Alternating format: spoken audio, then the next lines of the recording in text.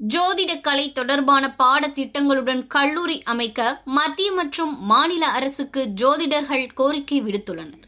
தென்னிந்திய ஜோதிடர் நலசங்கத்தின் மாநாடு கோவையை அடுத்த முதலிப்பாளையம் பகுதியில் உள்ள தனியார் மண்டப அரங்கில் நடைபெற்றது. இதில் பிரபல நடிகர் ராதாரவி மற்றும் மதுரை ஆதீனம் ஆகியோர் கலந்து கொண்டு வாழ்த்துரை வழங்கினர். தொடர்ந்து புதிய நிர்வாகிகள் பதவியேற்பு, நிர்வாகிகள் மற்றும் உறுப்பினர்களுக்கு சான்றிதழ் மற்றும் அடையாள அட்டை வழங்கி விருதுகள் வழங்கி கௌரவிக்கப்பட்டது.